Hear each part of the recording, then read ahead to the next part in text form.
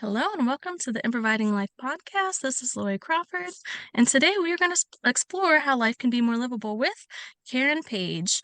And this is a special episode because it's our first guest episode in our human design series. And so Karyn is a human design practitioner, and I am so honored to have you here because you have a very personalized, it feels like, approach where you've taken in information and you've decided how does this resonate and work best for me and those I serve. So I'm so honored to have you here. In lieu of reading your very beautifully polished bio first, I'd like to just ask, is there a way that you feel like showing up today, and how would you like to introduce yourself to our listeners? Hi. Thanks for that, Lori. You know what? I feel super casual, super comfortable. I love just the idea of this being like, a very extemporaneous, improvised conversation. So I just want to show up like that. Yeah. Wonderful. And for those who aren't watching this, I want to say I really am loving the color of your top. For at least how I'm seeing, it's like this really earthy yellow, tan brown. I just want to say I feel really grounded. So thank you for that outfit choice today.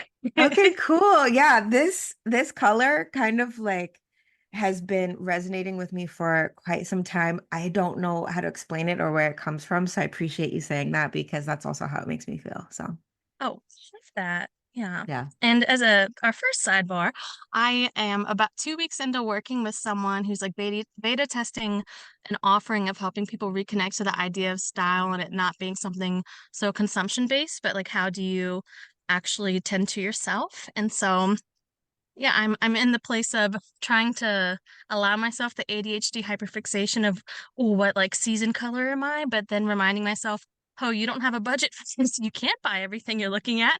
Leave things in a cart for a week or two and then pick maybe three or four of them. So yes, I appreciate you saying that you allow yourself to feel drawn to that color, have whatever resonation, yeah, resonation with that, because I'm feeling, yeah, I'm in that point of urgency does not have to be a part of this, and also there's excitement. So like, what is that tango that I'm doing there? So that is how I'm showing up. Nice. And so I love to start every episode with a word that was randomly generated, thanks to Google Random Word Generator. And the word that came up for you is passage. So what's coming up for you as you hear passage? Passage as in like going through something? Like, Yeah, I believe Passage. I yeah. didn't actually double check to make sure there's a meaning. So, Yeah, yeah. let's go with that meaning then. That works, you know. What comes up for me when I hear the word passage? Um, I think of things like, the passage of time, like transitioning through something, moving through something, channeling, like that's what comes up for me. And those all feel good. Like those all feel like topics and arenas that I want to explore. Well, and I love as you started sharing that, my brain thought of, oh, another like nuance of passage is like a reading passage. And since we're talking about human design, readings are a part of it. And so I just want to hold that as a tangent over here of that, how a passage can be a reading, but how human design will also be a relationship with time and some and transitions and experiences. So I just love that there's all those little tendrils and those can just sort of stay wherever you want them to and then come in and out of the space as they do or don't. And I want to acknowledge a literacy moment that our listeners may not yet know what human design is. So I like to think or try to have a practice of sharing it as it's a practice that is several indigenous and ancient modalities that a white dude who was misogynistic and on drugs channeled and wove together. So I like to preface that and also love for you to share however you relate or don't relate with the idea of human design as a system. Okay, so I like to think of first of all, when I'm trying to explain human design, I kind of switch up the explanation based on who my audience is, right? So I kind of have like a few different ones that I want to choose from. But lately, what has been resonating with me is that it's a mixtape of concepts that blend ancient wisdoms and modern science, right? And so, we're thinking of astrology, the Hindu chakra system, the Kabbalah tree of life, astrology, um, quantum physics, epigenetics, biochemistry, all this stuff is like meshed up, all these concepts that already existed. And essentially, what that allows you to do as an individual is explore yourself and understand, who you are, what your aura is, what your energy is, how your energy relates to the outer world and other people's energies. And then through that, understanding how to work with all of that energy through a strategy. You could look at life as a game, but also turning to yourself as an authority figure that you can look to help you figure out how to best move through life. I'm gonna chew on that for like a decade. I love that. I have taste cognition, right? So I'm like very, I'm not more slowly. But the things that I'm still like the flavors I'm really, really resonating with. I love the idea of a mixtape because that is so accessible for someone to have a relationship with that on its own. And I also love that you brought in epigenetics. That is one of the layers and facets that I seldom ever hear brought into the space. So I just want to uplift that as well because so I know from the past week of creeping on you on threads in your bio just to get more familiarized. So I want to preface that this is a not a long passage of time, right, since we've been aware of each other, but of your commitment to not only doing intersectional work, but also as a practice of collective liberation. And so I just appreciate that you, in your definition and sharing out with people, that you would include that. And just one thing that was coming up as well is I found myself at times sharing it to people as, we hear this idea of, oh, God created everyone equal, or like, and so air quote, God, source, creator, energy, whatever resonates with that person. It's like, if that is true, how does that actually look and feel and happen? And I find that human design is one of the ways that we can have that relationship with. If I was never told as a child to be X, Y, and Z and was allowed to know myself the way that I came into the world knowing, what would that relationship with self and then relationship with others look like? So all of those things. Yeah, I mean, okay, so I will just hop in here too as a neurodiverse person. This is where I want to just like literally like continue what you said and respond directly to what you said, but also notice, can we just leave it there and maybe move on to something else? You know what I mean? So I'm just gonna allow that to be. But also that makes me curious because we didn't talk about each other's human design yet. Is it okay if I know what your aura type is? Because that will help me Yes. understand how to communicate Is it, with I you. usually share profile lines too. Is that okay? Yeah, yeah, go for it. I'm a 3/5 mental projector. 3-5 mental projector. Okay. And so I've had an ajna and then Hmm. everything. Yeah. Everything below the head Well, of the and ajna. of the rest, I have three fully open and then four are undefined. Okay. Okay. So invitations are good. Asking you questions is good. Yes. And do you Um, have your sacral defined just so yeah, I I, know? I do. Two yes, no's? Okay. Yeah, Yeah. I'm a 6-2 sacral generator, but I have 6 open or undefined centers. So I've got Okay. a very similar openness potential This. to like Yes. a projector per se.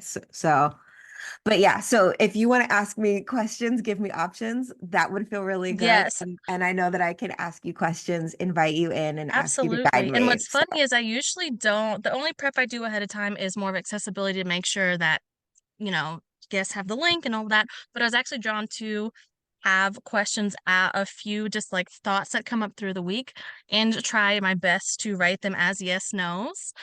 Just at this feeling that perhaps you had a circle. So I'm like, oh, look, I acknowledge that. It's on my cute little printout here. But yeah, and again, this is just for my ADHD to have some idea of focus, but we don't have to do anything with it. Um, and one of the question that I am most drawn to share is, does your human design knowledge support your self and community care practices? Which assumes you have those practices, but yeah, that's a great question, by the way. That is a really juicy question. I love it. Does my human design support my community care and self-care practices? Was that the question? yes. Um, it does. And if anything, it actually helped me create better self-care practices.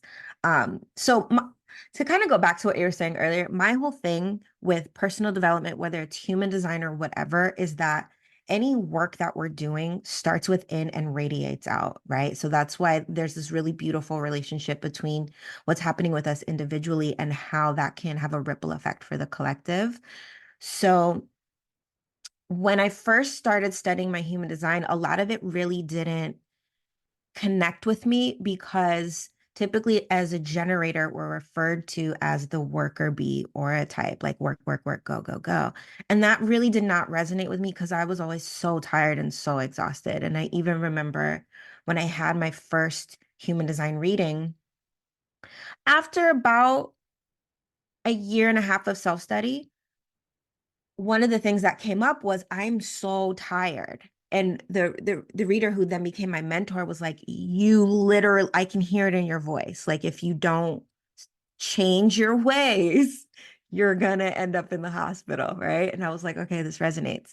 So then once I got an understanding of, okay, I might have be a sacral being and traditional human design might tell me that I'm supposed to be a worker bee. The rest of my chart has so much openness and so much like so many undefined centers that it's no wonder I'm so tired because the rest of me wants to rest. The rest of me is like an open window that's just taking in the energy from my outer world, that's taking in the emotional energy, the mental energy, the processing, the talk, all of it, right? And so my sacral is like kind of like, hey, I want to go. I'm just activated. I'm turned on, but the rest of my body is like, no, no, no, no. You need a rest, right? So it wasn't until I kind of went beyond those basic things of like aura type, profile, line, strategy, and authority, and started to look at all the complicated stuff in the body graph where I was like, okay, now my human design resonates. And now I know that I need to do things that support all of that openness, support the sensitivity, the like just literally it's like sometimes I feel like a house with all the windows and the doors just wide open and the wind just, the air just keeps coming in. And at a certain point, you have to like close up shop and rest, so to speak. So in that regard, human design has been really supportive. And then I think through my own journey with rest, also like my deconstruction, my decolonization work, I just feel like all of us living under capitalism, we all need to be resting because it's one of the most revolutionary things we can do. I've been able to really put a lot of emphasis on rest in the work that I do, um, and what I talk about online. And when I look at someone's chart when I'm doing a reading, I'm automatically like, okay, but how much are you resting though? But how much are you grounding? But what's up with your boundaries? But how are you using your energy in a day? And is that actually serving you, or is there some stuff where that needs to be changed so that you don't feel like you're operating on all systems go, full cylinders all the time, So I'm really great. I'm really grateful to studying my own human design for all of that. Yeah, thank you for not only giving people the opportunity to self-reflect within your sharing, but also speak from that experience. Because one of the things that I find the most challenging to continually encounter in the human design mainstream space is the amount of everything has to be taken exactly as the words were channeled, right? So there's this like closing off of the actual what does this mean to me? And then also, and one of the other questions was was, like acknowledging that so many access barriers. So let's assume someone has the birth details they need to get their chart, their specific time, all of that. Let's say that that barrier's already been crossed. So often it's to me, I think overemphasized to start with type strategy and authority. And I work with a lot of people who are they're in a situationship with their body and spirit and mind instead of a relationship. And that's because that's my experience that I'm about 5, 6 years into recovering and healing from. And acknowledging that um that dysfunction has come to be because of systems of oppression, and also as a white woman the way that I learned it and was expected to be disembodied from my family of origin was also to not feel the sensory and visceral discomfort of being the oppressor. So acknowledging that, like, actually having a relationship with my body, my spirit, and my mind, which human design helps facilitate for me, really is, um, so my ADHD, yes. So what I found was more helpful than being like, oh, I'm a mental projector and only starting there, which was really overwhelming because when you see the chart, even it's like authority, none. I first off, I should not have Googled it for the first time at 3 a.m. I'm sobbing in bed. There's nothing special about me. Just like the most fuck shit's happening. But what I found about 3 or 4 months in was someone mentioning PHS, which is the primary health system. So once I dug into that, I resonate much more with cognition, which I think is your spidey sense. So which sensory ability is the most perceptive, or, if people weren't dampening your sort of energetic style, what you would have the most easeful access to. And then environment and determination, which I find helpful to think of as digestion. So how is not only food, but information, content, media, energy coming in and out. And I found that those three things were the most helpful for me because there's then that relationship between body, spirit, and mind. And to me, that's where I get to have that be built into my self-care and community care practices. And what even is the idea of embodiment? What even is the idea of setting boundaries? What even is the practice of committing to being coachable and correctable and understanding that I'll never be unproblematic, because that then makes me super problematic because I'm not going to be correctable. So all of those words are coming up. But yeah, so do you have any other ways that you, when you're working with someone, that you offer a way for things to be not only approachable, but to be, again, that it's about your practice with what you're learning about your energy? Yeah, so I'm a firm believer that there's more than one entry point to self-discovery, to personal development. I think the same thing is true for human design. And you mentioned earlier that, in mainstream human design, there's like this emphasis on really staying true to the original written word. And I'm like, okay, but as someone who is very well versed in the core characteristics of white supremacy culture, I know that only one right way to do things upholds that. And I also know that worship of the written word upholds that. And so I know that the antidotes to those are to realize that there's more than one way to do things. And that's okay. And that lived experience is just as valuable as what's written on the page, what's in the passage, right?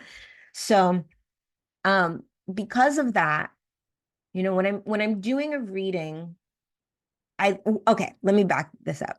So recently I just kind of landed on something like, if people are getting really stuck on the jargon and the vocabulary of human design, right? And I know for me, my learning style, what I've noticed is if you're stuck on your brain trying to define what the word is, you might miss the meaning of the word, or like having the experiential understanding of the overall conversation, because you're like, what does authority mean? Now I can't stop thinking about authority. And it's like, okay. So I try to be really mindful of like when to bring in that really discursive language and when to just talk about it like a regular, conversational human being, right? So through that, one of the things that I landed on recently was, okay, if you're really stuck on all this language, the aura type, the all this stuff is just like not clicking for you, let's try a different way. And so one thing that might be helpful is actually to look at like your signature emotions and your not self emotions in human design, because that was my entry point into it. And the reason why I like to start there is, you know, hopefully, hopefully you have an idea of what it feels like, or you can identify theoretically anger, disappointment, frustration, bitterness. Um, yeah, anger, frustration, bitterness, disappointment. Those are like the main four not self emotions. Now, on the flip side, and when I say not self emotions, I mean for everybody in human design, if you're feeling one of those things based on what your aura type is, that's really an indication that the vibe is just off for you. Whatever's happening here, it's not really in alignment, and something needs to be reflected on and most likely changed, right? Um, so I like to say, okay, depending on what your aura type is, they're going to tell you that your not self emotion is one of those four things, right? So let's just start there. Are you familiar with that sensation? Have you ever had a time in your life where you felt frustrated or where you felt angry? Okay, what was going on there? Let's talk about that. Let's explore, let's get curious. Um, and then through that, it's like, okay, in dialogue, I start listening to people talk, and then it's like, okay, now I can point to your human design. That part, well, that's actually over here, and you can see it over there too, and et cetera, right? So we start there. And then something that I don't think gets talked about often enough in human design is the signature emotions, where when you're feeling those, that's actually an indication that things are going well. You're using your energy in a way that's really correct for you. Whatever you're doing, keep doing more of that, right? So depending on your aura type, it's either going to be satisfaction, peace, surprise, or success for my projectors, but I also give it the caveat of not the toxic capitalist version of success, okay? Your definition, your personal. Hashtag define everything yourself. Right, right. So all of that is to say, by the way, I have a completely undefined throat center, which means I could talk. So if you don't interrupt me, I will keep going until I'm ready to stop. But I like to, I've recently been liking to start with the emotional piece of it and getting curious. Curiosity is something that I cherish about myself, asking questions as opposed to assuming. And just being, well, like, tell me more about that. What was that like? Da, da, da, da, all this kind of stuff, right? So, um, I find that that can be a very um, low barrier to entry for someone if they're like literally just sitting in front of their chart for the first time and they don't have any books or blogs or online courses that's explaining this is what this means and that's what that means. And again, that's based on what was helpful for me, because when I first looked at my chart, I didn't understand any of that stuff. But I zoned in and I saw this little phrase, not self, emotional theme, frustration. And like my whole life flashed before my eyes, just like in the movies. And I was like, I have literally been frustrated my entire life. That it feels like my default emotion. So if you're telling me there is a system for personal development that can show me something else than being frustrated all day, like, say less. I'm in. What's next, you know? Yeah, no, I love that. I'm really thinking about, so a lot of my work is acknowledging and trying to heal from and address and disrupt intergenerational cycles of harm. And often that then brings in family of origin into the conversation. And in my own reflections and work with my human design energy, now understanding and knowing that I have a fully open solar plexus, spleen, and identity center. And knowing that now, like my husband, my husband's a 5/1, an emotional manifester, but so is my dad. So my dad having no fucks to give about energy stuff, we didn't know it, and arguably he probably wouldn't be his thing, um, even now. And how much I'd amplify his anger. Like I would feel that. And so when my body couldn't hold all of that anger and I would be sobbing because just a voice was raised telling I'm too emotional. And then realizing, well, it's actually because my physical body cannot contain and process this. So I would sort of layering in the fact that my not self emotion is bitterness and my taste cognition, right? Now I use the language and it resonates with like the idea is always stewing in everyone else's emotions. I was doing it was like the frog who couldn't jump out of the pot in that story because the water's already boiling it to death. That was my lived experience. And it's so easy for me to slip back into that. Let me preface, human design is not like a cure all, now I'm like fixed, right? It's not white savory in that idea of if I just find the right thing about myself to fix, then all is well in the world. And I can go back to being on a different version of adulting on autopilot, as I like to think of how most of us are functioning.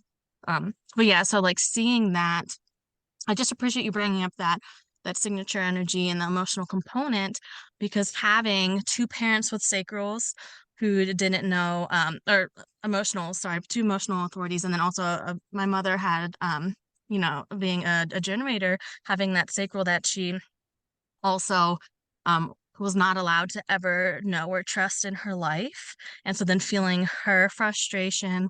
And so, yeah, so I say all that to say that I've really found a lot of the people that I've supported um, are looking for and needing space to be held to just al- to allow the body to actually acknowledge that there's been something they've been stewing in probably their whole life, that oftentimes what they were told was quote wrong about them was actually their caregivers projections onto them, whether they have that fifth a two or a five in their profile lines or not, right, that perhaps is sort of affects the depth of how much those words or feelings cut into them perhaps. But oftentimes and when, we get to a place of acknowledging that even if it was normalized around us that that dysfunction and that harm was supposed to happen or it was okay that it was happening, even if our mind has learned and been expected to rationalize it, our body is like, oh, you tired, you're exhausted, you've been dysfunctioning, like,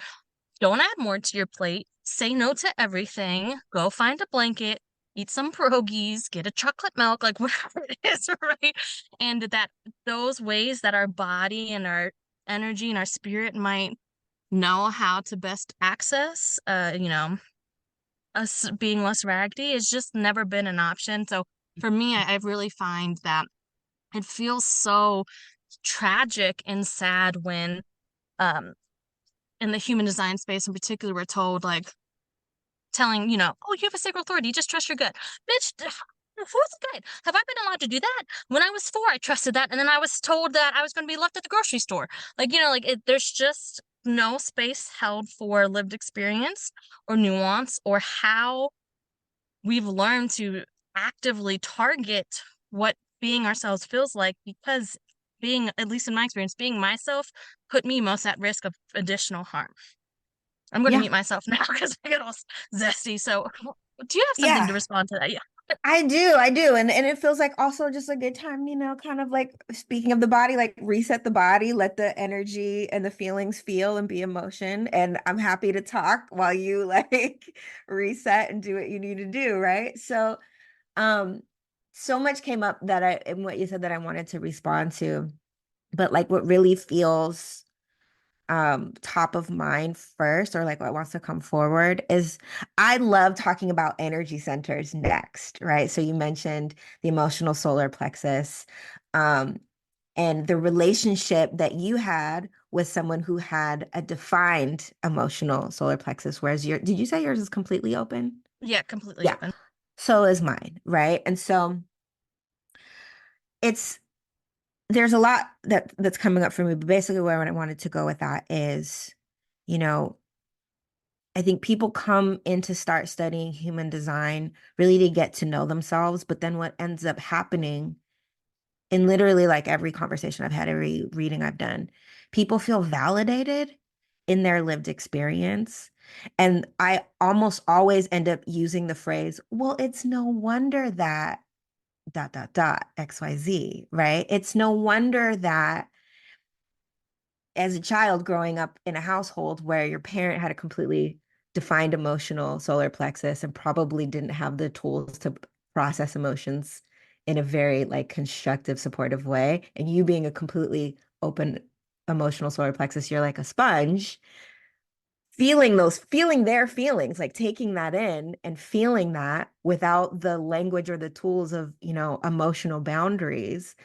But all of that is to say, it's like, people have these very contemplative reflections where it's like, you know, what is that about? And I'm like, well, not to be bypassing, but one, it's not a coincidence that someone who is that wide open was in relationship at a very young age with someone who was that defined. And that was part of like the learning journey. But now as an adult and in the reparenting process, you get to be like, okay, well, I have more choice here. I get to decide. Um, and how do I want to proceed knowing this about myself? What do I want to do for my own healing work? But also validating that, yeah, that was really hard. And it's no wonder why I might have difficulty having difficult conversations, because I don't really want to feel what the other person is feeling, because I'll actually take it in and maybe I don't know how to discharge that at the end of the day. I'm just going to hold myself in a lot of compassion because it's right there in my chart. You're someone who feels the emotional energy of the outer world. There's nothing wrong with, like, that's the other piece, is like there's no, you're not built wrong. There's nothing wrong with you. There's no aura type that has it better or easier than someone else, you know? But the energy centers, again, that really stuck out for me. And so again, that's something that I like to focus on, because it's like, you know, they're all kind of working together like a council or like a team, and they're communicating with each other, and it's like all of is this, when you put it all together, it's you as a beautifully unique person with your own strengths, with your own areas to focus on healing, which I think is also really cool. Like, you can look at your human design chart and be like, okay, well, if you have a completely open emotional solar plexus, one of the things that's probably going to be really helpful for you in your journey is learning how to have difficult conversations instead of avoiding them. So what does that mean to you? You know, what's the baby step that you can take to just, you know, have that? And what I found, part of that is realizing you get to say what you need to say, and how the other person receives that is their responsibility to manage their own emotions. And so fortifying yourself and being rooted in your truth allows you to have those difficult conversations, because, you know, for all intents and purposes, you're probably having that conversation with a full grown adult, fully responsible and capable. And like, you know, what's the alternative? You continuing to swallow all of those other emotions and like sit with that until your body aches, and like, you know, whatever else you're doing to self-soothe. No, you know what I mean? So it's like, okay, well, again, it's just the blueprint. You have free will. You can do whatever you want. But this is just kind of showing you like some cheat codes, but also like some backstory. So you get to do with that what you like. Okay, so exciting. So our random number time to pop in, because you just said backstory, and I picked a random number from 1 through 6 earlier, and we got 6. And the sixth tool of improvising is I've got your back. So you just said the word, and through that, this idea that if we're able to not only have a relationship with ourselves, but with others, where the focus is having each other's backs, we don't actually then have to be in the extent of survival mode we've been expected to be, because I don't have to worry about self, because I know that you're looking out for my humanity, because we've, you know, and this is obviously with people that you have a relationship with. The world the way it is does not mean if I go to Walmart right now that every person there is going to feel this way about me. Acknowledge that, right? But in the relationships that we are stewarding, including the one with ourselves, if we have room and capacity and language to have the other person's back with that agreement that they have ours as well, it really demystifies, or really just invalidates that whole pull yourself up by your bootstrap. Oh, we don't even have boots, right? Like that part. I always say that to myself when I can feel that energy coming back, where I'm like, no, that is me dehumanizing myself, right? And just as you were sharing too, when you were talking about choices, it was really reminding me of a lot of the like a principle that really informs my approach to being of service. So like, what would it be like if we had access to choices we actually want to make? Because so much of existing within the systems of oppression we exist in are these pseudo choices of, oh, you work or you don't work. It's like, okay, you're asking me to have my basic needs met or not. And then reality now under capitalism, you could also work and still not have your needs met, right? There's just all these ways that you don't really have choices that feel choice based. Um, and yeah, so I really appreciated you bringing that up. Um, and sort of on that side tangent of thinking about choice, I'm just reminded of so often people talk about inner child and their inner child work, but I'm a really firm believer that reparenting our inner parent is so important, because that to me, inner parent is really that sort of dense soup version of all of the interactions and voices and exchanges we had from any adult when we were growing up, whether that's a parent, a caregiver, or whatnot, media, all of those things get sort of pressure cookered into how we look at ourselves. And then from that place that we are often and a sort of autopilot reaction outward towards each other. So now that I'm a parent, you know, and I'm doing obviously outer parenting of another human, and she's has emotional authority, right?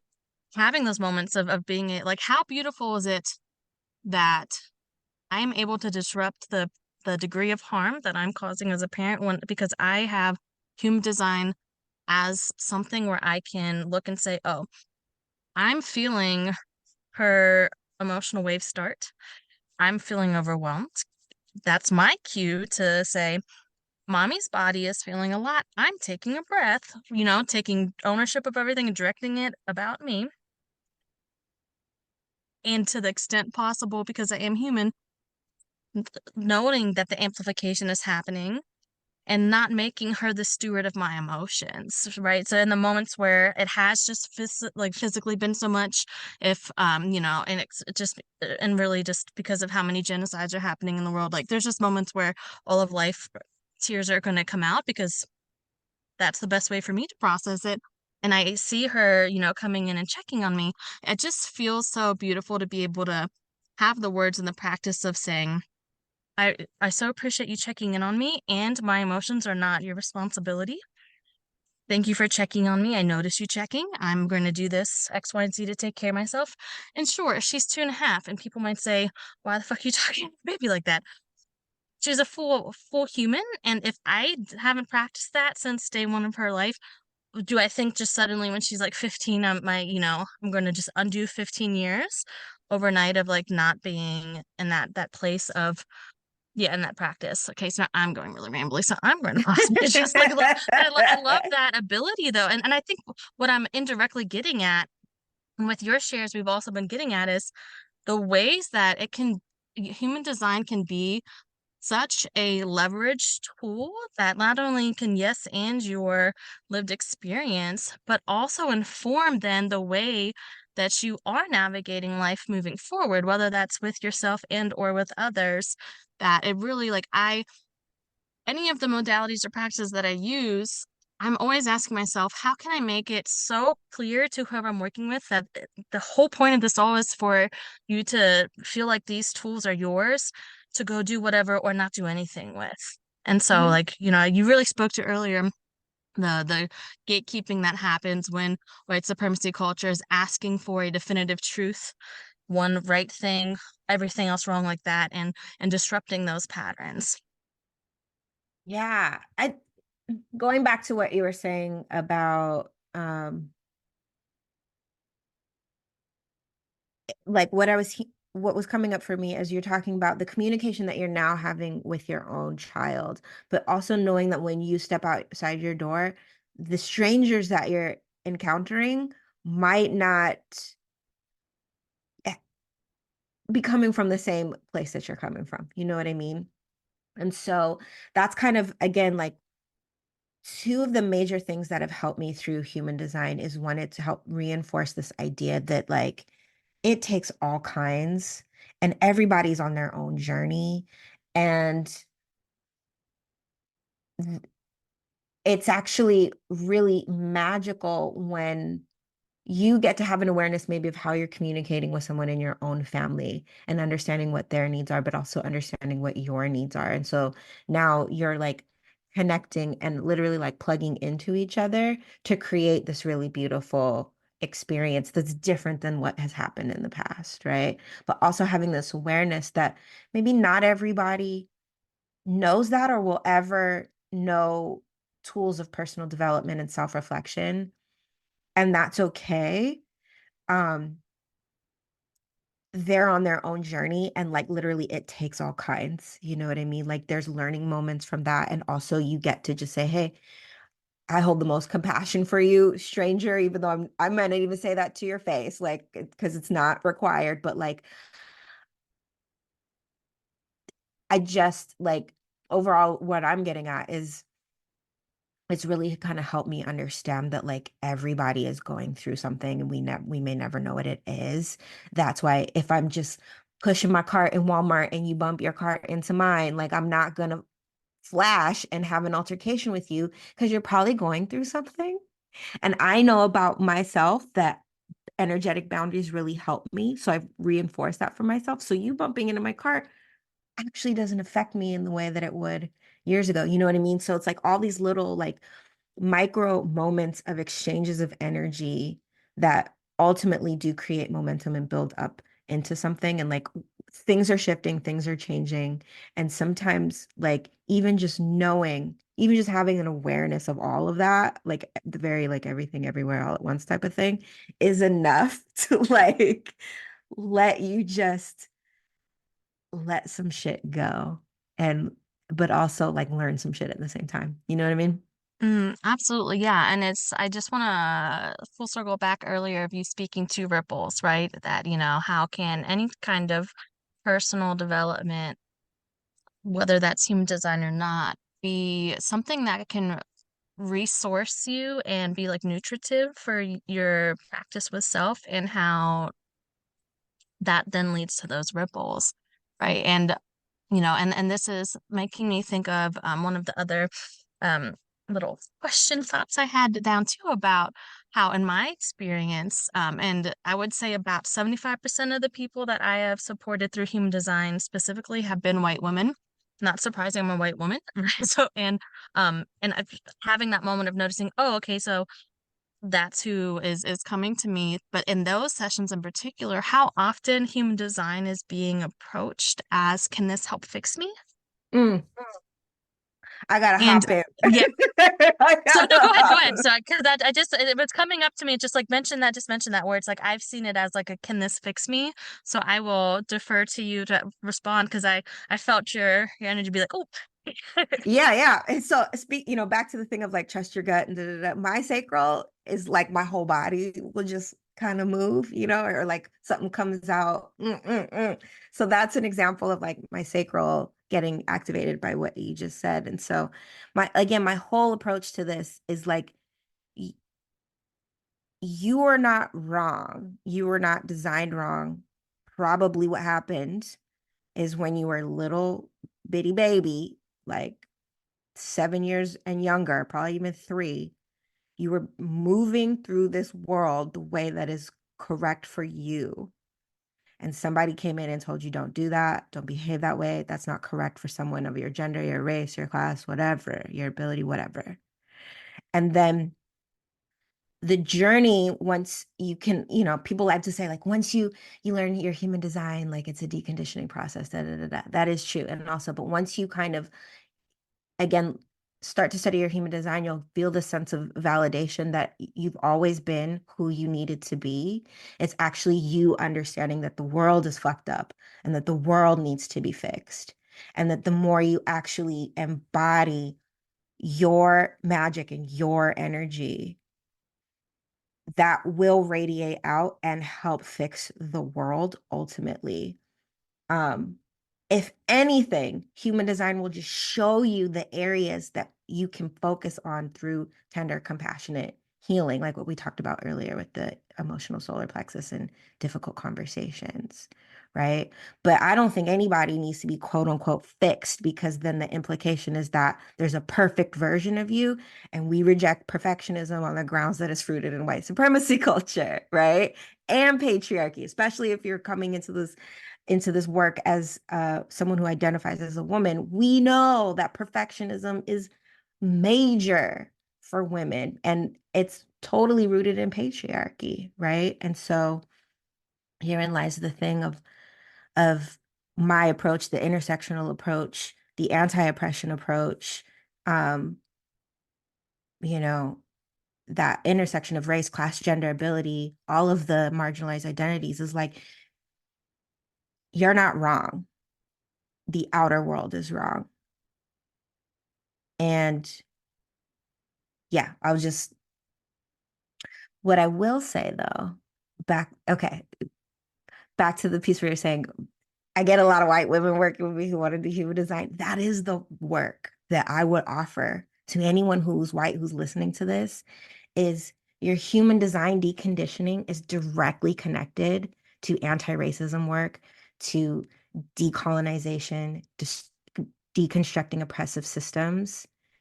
And like, I'm just going to leave it at that. So again, whatever your entry point is, you can find connections for the bigger picture.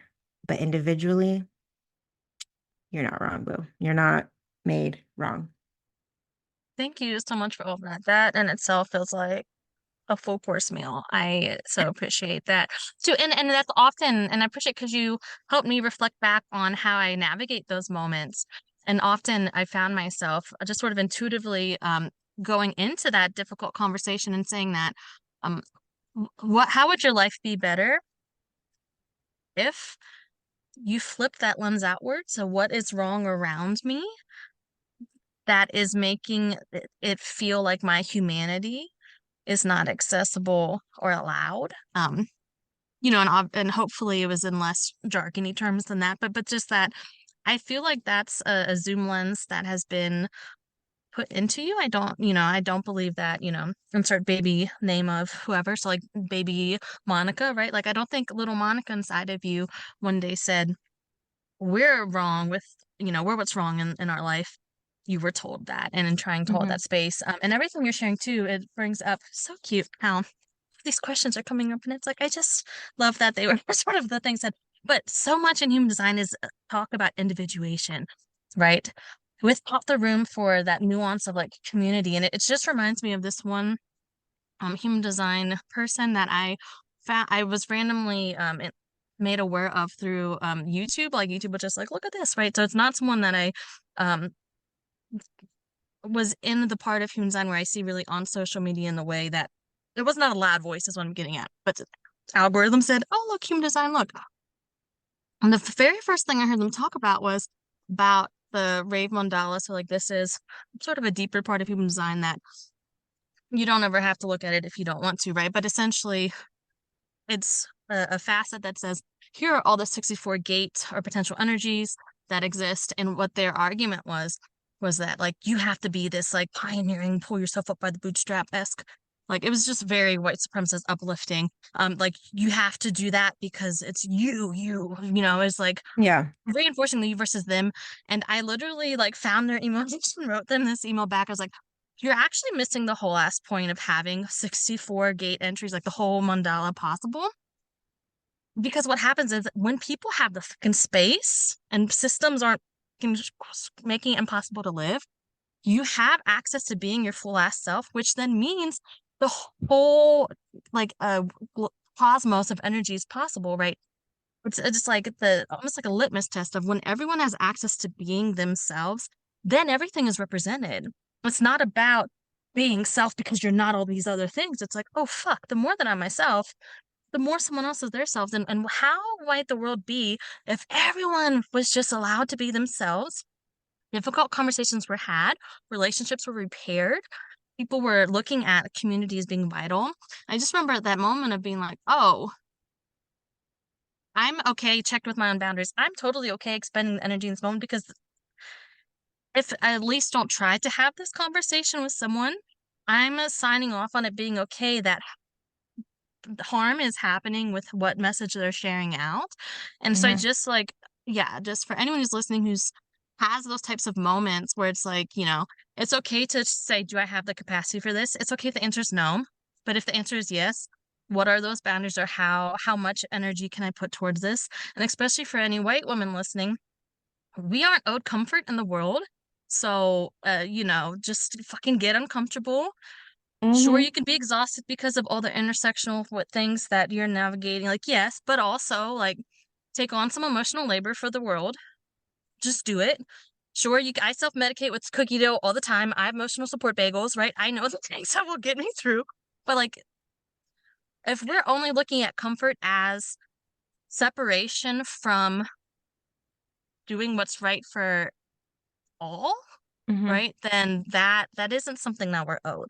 And just like one last thing before I share over too, it's Yeah. like the broader part about this question or this thought about individuation is like, how do you see human design being supportive of liberation work? You've already talked about it, but I just want you Yeah. to be able to, from the mountaintops, six line it, right? What all do you want to share about that? Listen, Listen, first of all, I just want to say if you're calling people in on their own harm that they're basically like complicit in through human design, keep going with that. Like use your white allyship, your co-conspiratorship, your privilege to get into those spaces and point those things out. Um, I would say that again, if you're, listen, white supremacy culture is not a shark we can swim away from and we'll be safe. It's the water we all swim in, right? So if you're bringing those core characteristics of that into your practice to understand yourself, you're missing the point, right? So I would say if you're not already familiar with those core characteristics of white supremacy culture, which include things like power hoarding, gatekeeping, perfectionism, individualism, get into that and reflect on how that shows up in your life, but also how it shows up to how you're even exploring yourself through human design, right? And so that's what I mean about using it as a tool for liberation. Going back to what you were saying is the more each of us can individually be our true selves and put that energy into the world, it does collectively radiate because it empowers other people to do the same for themselves. But also, if you're just using human design, like any wellness practice, any spiritual practice, if you're just using it to make your life better, to get your 6, 7 figure life, to get your mega yacht, to get your like Mercedes Benz, whatever, you're also missing the point. You're also missing the point, right? And so, like, I've done talks, but I'll keep it brief. I've done talks where I've essentially looked at white supremacy, looked at patriarchy, looked at capitalism, and then looked at human design and been like, where are these things not cohesive?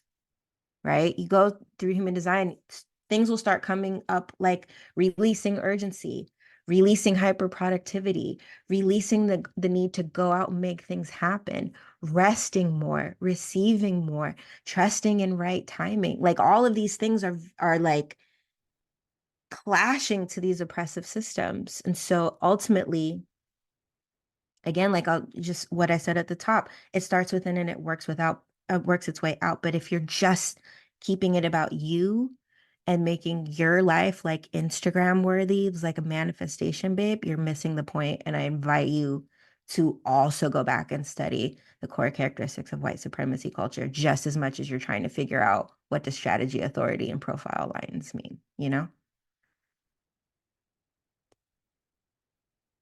Those not seeing the clause is round and round. No, me too. And it's just bringing me back to that improvising tool number 6 of I've got your back, right? If we are able to be in relationships where there is room for repair and where there's room for everyone to reorient back to what it feels like to be themselves, and that there's grace and love and opportunity for all that to happen, human design can be one of the practices that then facilitates that, but also is how to have each other's back, right? So even in this moment, just to sort of weave together some things for some listeners, in case your brain just like mine and triangulates 8,000 things at once. The way when you asked, oh, what type, and I shared onto project, and you said, oh, invitations, right? That's a way that you're saying, oh, I know this about human design, and now I can hold space for you. So and then me knowing, oh, you have that sacral response. So if I phrase things as yes, no questions, when my brain slows down enough, I can, your sacral gets that opportunity to respond, right? These are these micro moments where that understanding of just one system or one practice creates room to actually be ourselves in that exchange. And so Mm-hmm. I would really love to encourage people to, like again, play with all of this, but also think of it at like play through the lens of a child. Play is the only work or job of a child. I love that saying, right? It's like play is something so important. It's not this idea of something dismissive or optional.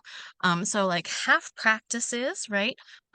If you're finding yourself being really called into a certain aspect of your design, yes, and the shit out of that, right? Like if you're just like, oh, I really like the fact that the identity center is a different, the shape of that triangle is pointing a different way, that can fucking be enough, right? It doesn't have to be anything other than you're attracted to the fact that it's a smaller triangle and it's pointing downward. Like, wow, look at that. Like, it gets to be something that is so self-informed.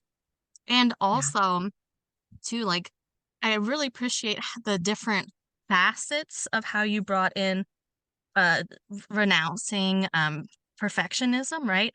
Like there is no right or correct way to learn your design. There's not a best and only way to embody it. Can all of this just be a invitation, an opportunity, a moment of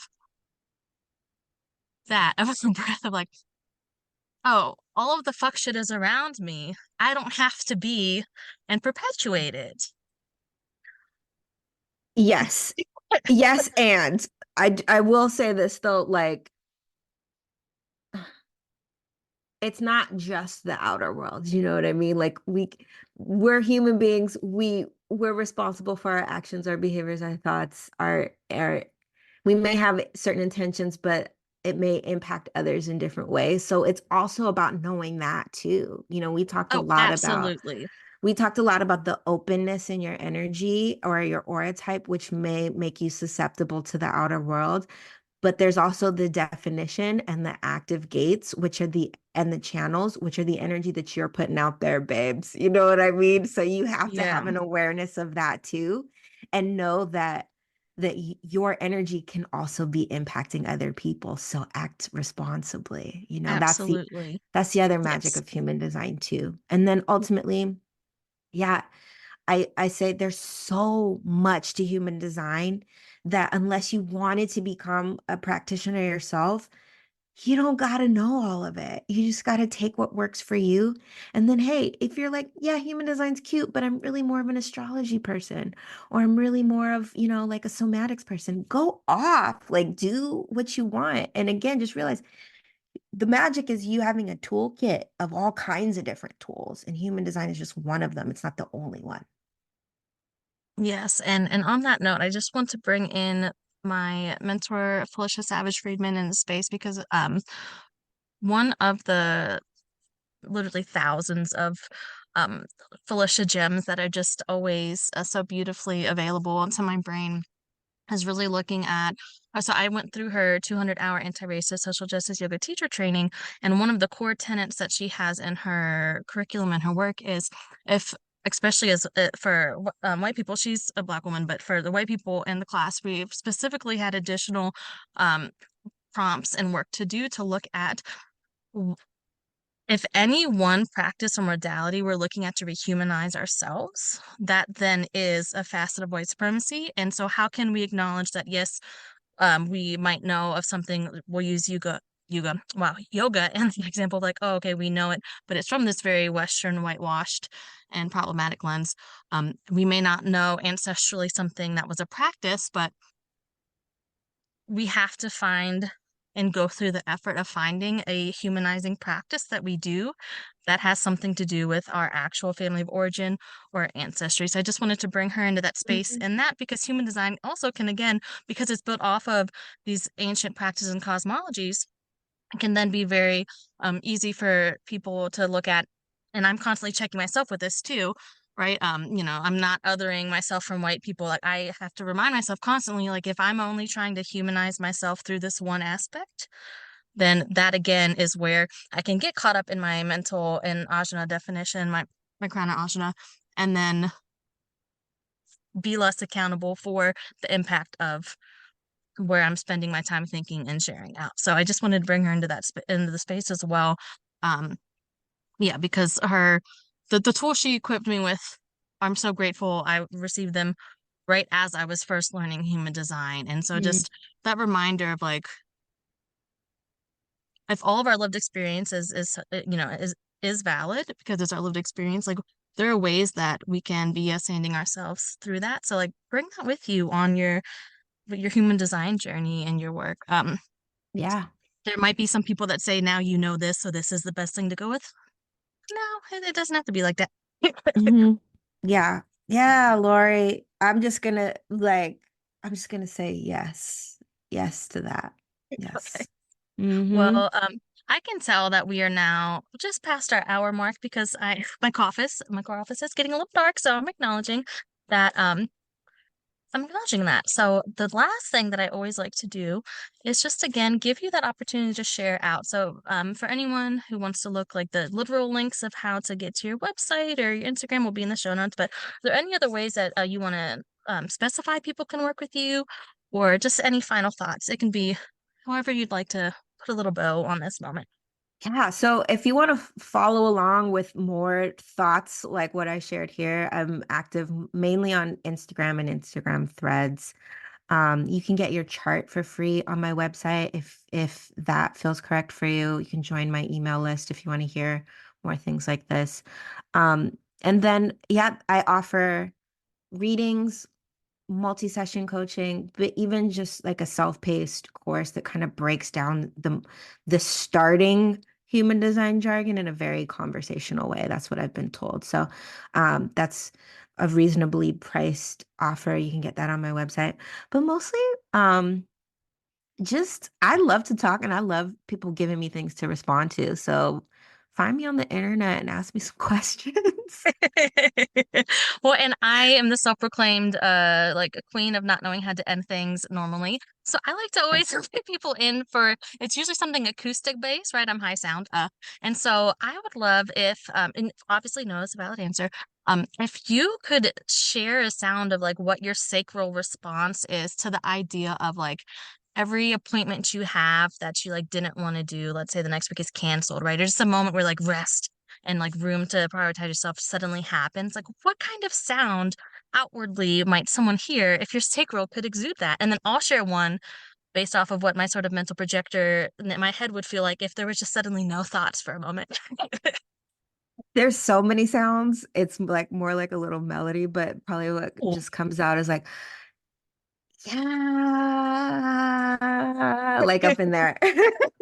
Wonderful. And if my brain ever slowed the fuck down, it would actually, so I'm hearing a very like, which is funny, I didn't think it'd be this. I'm hearing like a squeaky, squeak, squeak on a window sound. Like it'd be like, is this thing on? Because there'd be almost like an alarm that being ADHD and a protector that there was nothing happening. So if any of you come across Karyn and I in the wild, right, and you hear a beautiful melody from her, or I sound like a squeaky window, we are okay. Thank you for checking in.